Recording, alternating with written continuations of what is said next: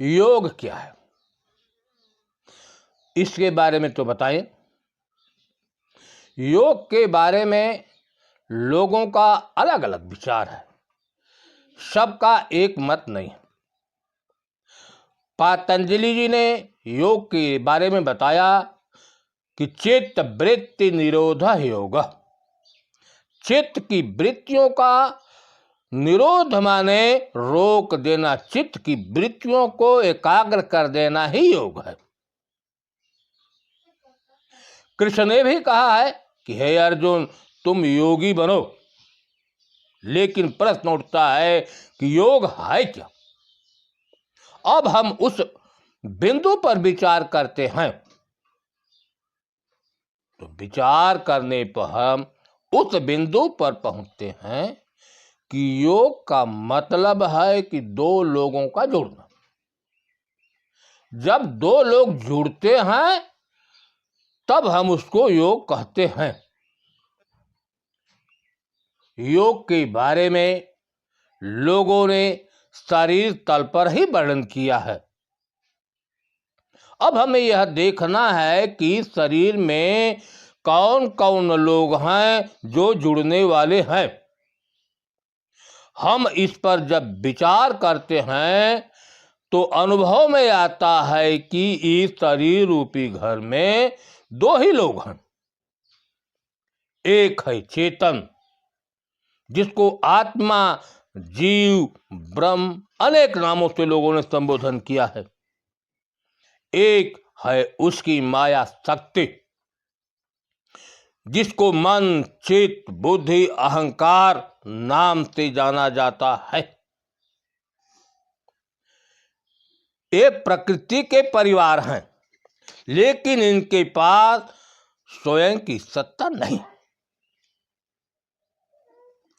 ये चेतन की चेतना से ही इनमें चैतन्यता होती है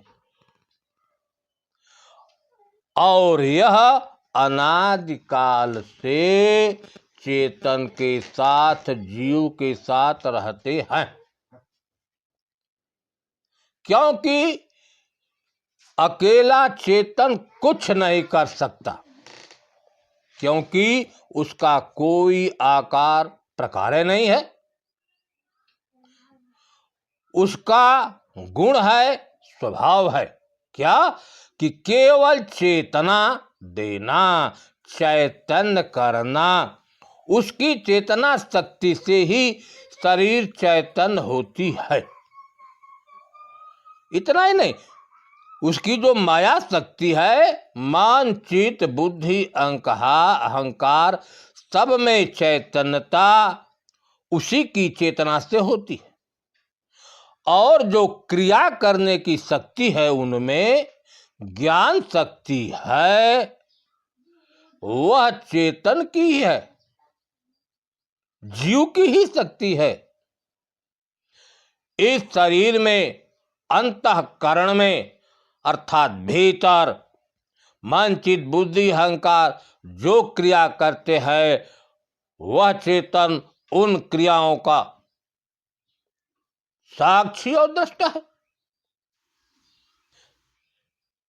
जितनी क्रिया उत्पन्न होती हैं अंतः में, उन क्रियाओं का जन्मदाता यही मन, चित्त, बुद्धि और अहंकार है। सारे क्रियाओं को उत्पन्न करने वाला यही मन और बुद्धि से उत्पन्न होता है। और उनको कराने वाला कौन है? यही मन और करने वाली इंद्रियां हैं। सारे कर्मों को करने वाली इंद्रियां हैं और कराने वाला यही मन और बुद्धि। कृष्ण ने भी अपने वर्णन में कहा है कि सारे कर्मों को करने वाली प्रकृति है। प्रकृतैव च कर्माणि क्रियमाणानि सर्वश यह पश्यति तथा आत्मानं कर्म। सारे कर्मों को करने वाली प्रकृति है, आत्मा तो करता है। नान्य गुणेभ्यः कर्तारं यदा द्रष्टानुपस्थिति गुणेभ्यश्च परमव्यक्ति मद। सारे कर्मों को करने वाले यही गुण हैं। आत्मा तो वह करता है। अब हम योग पर विचार करते हैं तो दो का जुड़ना ही योग नाम से कहा जाता है, और अनुभव में यथार्थ विचार करने पर यही सिद्ध होता है कि योग का मतलब है कि दो लोगों का जोड़। अब विचारणी बात है कि दो कौन है, इस पर विचार करें तो मालूम होता है कि एक है परमात्मा और दूसरी, इन दोनों से एक परमात्मा और एक प्रकृति, इन दोनों से लोग जुड़ते हैं। और जुड़ने वाले कौन हैं, यह भी विचार करें तो यही सिद्ध होता है कि यही मन और बुद्धि ही जोड़ने वाला। यही मन और बुद्धि जब प्रकृति जो है धन दौलत पूंजी प्रसार इत्यादि से जुड़ते हैं तो क्या बन जाता है कि जन्म मरण का योग बन जाता है, अर्थात जन्मना मरना लग जाता है, जन्म मरण के प्रवाह में बहने लगते हैं। दूसरा है चेतन, आत्मा, जीव भी कहा जाता है। जब मन बुद्धि चेतन में स्थिर होते हैं तो जन्मना मरना मिट जाता है, उसको जन्म मरण से रहित योग भी कहते हैं। भव बंधन से छूटना भी कहा जाता है। संतों ने महापुरुषों ने परमात्म तत्व में चेतन में स्थिर होना ही योग नाम से कहा है। अब विचारणी बात है कि परमात्म तत्व तो है, लेकिन उसको कैसे जाना जाए, तो लोगों ने तीन विधियां बताई। एक है ज्ञान योग, जानना। दूसरा है भक्ति योग, प्रेम भाव श्रद्धा। तीसरा कर्म योग, निष्काम कर्म। इन तीनों योगों का लक्ष्य है एक परमात्म तत्व को जानना, परमात्म तत्व को पाने का कोशिश करना, अनुभव करना, साक्षात्कार करना। तीनों योगों का एक ही लक्ष्य है, केवल परमात्म तत्व को प्राप्त करना। अब कैसे प्राप्त किया जाए, तो उसमें तीन योग लोग लगा दिए। ज्ञान योग, ज्ञान योग का भाव बनता है जानना, पर साक्षात्कार करना, परखना, यह ज्ञान योग से होता है। अब यह विचारणी बात है कि वास्तविकता में परमात्म तत्व क्या है, तब न जाना जाएगा। तब लोगों ने निर्णय किया कि परमात्मा कोई वस्तु नहीं है, यह पृथ्वी, अग्नि, वायु, जल और आकाश से परे है। उसकी चेतना शक्ति से शरीर और ब्रह्मांड चैतन्य होता है। सारे प्राणी मात्र, चाहे अंडज हो, पिंडज हो, खमज हो, स्थावर हो, जंगम हो, सब चैतन्य होते हैं और सारे सृष्टि का नियामक वही है। वह चैतन्य स्वरूप है, अर्थात सबको जानने वाला। वह निराकार है, वह सर्वव्यापक है, वही हर घट में है, वही अंतःकरण का साक्षी है, दृष्टा है। वह सर्वदा एक रस रहने वाला है। वह चेतन हमेशा जागृत रहता है, वह कभी नहीं सोता, चाहे स्वप्न हो, चाहे सुषुप्ति हो, चाहे जागृत हो, तीनों अवस्थाओं में वह जागृत रहता है और एक रस रहने वाला है, उसमें कोई परिवर्तन नहीं है और प्रकृति से परे है। परमात्म तत्व अलग है और प्रकृति अलग। यह संतों के द्वारा, गुरु के द्वारा जाना जा सकता है, क्योंकि जो जानते हैं वही बता सकते हैं। इस परम तत्व को जानने वाले संत ही हैं, वही इस परम तत्व को जानते हैं, अनुभव करा सकते हैं। शास्त्रों के द्वारा भी हम जान सकते हैं।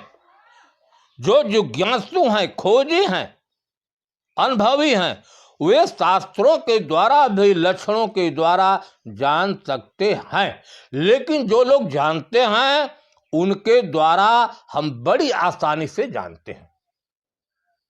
गुरु के द्वारा सरलता से हम उसका अनुभव कर सकते हैं।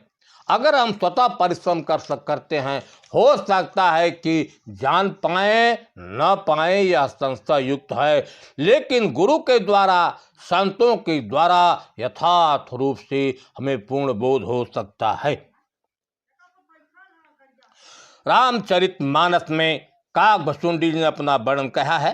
कहा क्या है कि जाने बिनु न होहि परते ते, अबेनु परते ते होय नहीं प्रीति, अप्रीत बिना नहीं भगति दृढ़ाई, जिम खगपति जल कह चिकनाई। उन्होंने कहा, जब तक हम परमात्मा तत्व को नहीं जानेंगे, अनुभूति नहीं होगी, साक्षात्कार नहीं होगा, तब तक प्रतीत नहीं पड़ेगा।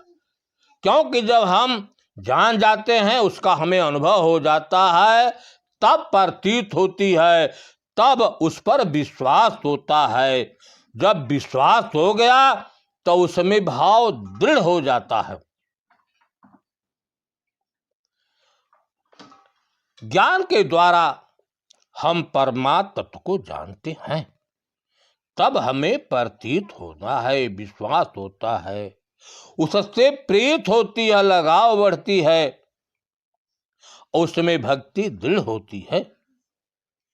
कबीर साहब ने कहा है कि बिनु देखे बिनु अरस परस के नाम लिए का होई, धन के कहे धनिक जो होवै, निर्धन रहे न कोई। कहा, बिन देखे, बिन जाने, बिन अनुभव के, बिना उसका साक्षात्कार किए नाम लेने से कुछ नहीं होगा। हमारी सूरत कहाँ जाएगी?